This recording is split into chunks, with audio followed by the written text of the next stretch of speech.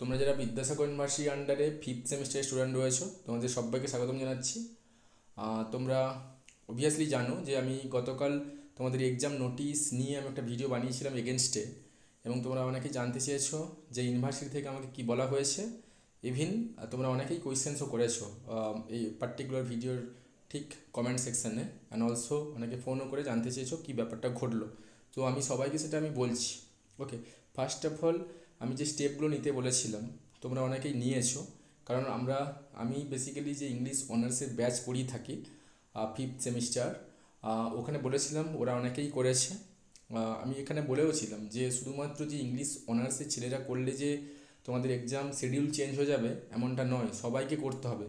ওকে, যে পজিশানটা বলেছিলাম, যে কমপ্লেন লেটারটা আমি লিখে দিয়েছিলাম, আমি বলেছিলাম প্রত্যেকটা ডিপার্টমেন্টের স্যারের কাছে এইচওডির কাছে তোমরা সাবমিট করবে এবং প্রিন্সিপালের কাছে সাবমিট করতে, এবং 56টা কলেজ জুড়ে এটা চলবে।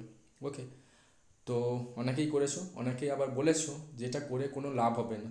ঠিক আছে, তুমি করোনি কাজটা, কিন্তু তুমি আগে থেকে তুমি রেজাল্ট নিয়ে নিচ্ছ, এটা খুব ভাববার বিষয় রয়েছে তোমাদের কাছ থেকে। ইভিন আমি যেটা ফোন করলাম ইউনিভার্সিটিতে, আমাকে বলা হয়েছে পার্টিকুলার এই কোডটাই বলা হয়েছে। আমি বলেছিলাম এভাবেই যে ফিফথ সেমিস্টারের সিলেবাস কমপ্লিট হয়নি এবং কলেজগুলোতেও কমপ্লিট হয়নি, অনেক কলেজগুলোতে। ওকে, তো এবং সময় খুব অল্প ছিল, ওদের হাতে 3 মাস ছিল টেনে টুনে। তো পরীক্ষাটা খুব তাড়াতাড়ি এভাবে রাখা হলো কেন, বা যদি রিশিডিউল করা যায় তাহলে ছেলেদের পক্ষে খুব সুবিধা হয়, এটা বলা হয়েছিল। সো রিপ্লাইটা এমনভাবে এসেছে আমার কাছে, আমি আর কিছুই বলতে পারিনি। রিপ্লাইটা তোমরা সবাই শোনো।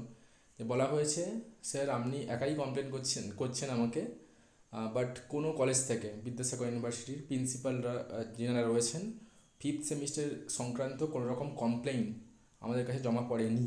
দ্যাট মিন্স আমরা শিডিউল আপাতত চেঞ্জ করতে পারছি না, কারণ কলেজগুলো এটা অ্যাকসেপ্ট করে নিচ্ছে বা সাপোর্ট করেছে। দ্যাট মিন্স কলেজ সাপোর্ট করেছে মানে তোমরা সাপোর্ট করেছো, কারণ তোমরা কোনো প্রিন্সিপালের কাছে কিছুই জমা দাওনি, এইচওডির কাছে কিছুই দাওনি এই নিয়ে, তাহলে তোমরা সেটাকে সাপোর্ট করেছো। তার জন্য এটা কারোর দোষ নয়, প্রিন্সিপালেরও দোষ নয়, এইচওডিরও দোষ নয়, তোমরা সিস্টেমটাকে সাপোর্ট করেছো, তার জন্য এক্সামটা হয়েছে মানে এই ডেটেই রয়েছে, এটাই ব্যাপার। সো আমি যেটা বলেছিলাম তোমরা যদি করতে সবাই মিলে, তাহলে কিন্তু কিছু না কিছু ঘটতে পারতো। যেহেতু ইউনিভার্সিটিতে কোনো রকমভাবে কিছু কমপ্লেন যায়নি, যেটা ফোন করে আমাকে জানানো হয়েছে, বা আমি ফোন করেছিলাম, এটা আমাকে জানিয়েছেন। সো তার জন্য পরীক্ষাটা কিন্তু আপাতত এই হচ্ছে। যদি সেভাবে কমপ্লেন যায় তাহলে চেঞ্জ হলেও হতে পারে, আদারওয়াইজ কিন্তু এই ডেটটা জুড়ে তোমাদের এক্সাম হওয়ার প্রবাবিলিটি রয়েছে, এইটুকুই জানানো হয়েছে। এতটাই আমি বললাম, বাকি স্টেপগুলো তোমার কাছে। তুমি যদি আমার ভিডিও সেকশানে এসে কমেন্ট করে জানাও যে স্যার কিছু কি হলো বা কিছু জানলেন, আমি জানিয়ে দিলাম। ওকে, আমার হাতে কিছুই নেই, তোমার হাতে হাতে সব কিছু ছিল, কিন্তু তোমরা কিছুই করোনি, যেটা ফোন করে আমি জানতে পারলাম। সো তাহলে এই ডেটগুলো জুড়ে হচ্ছে।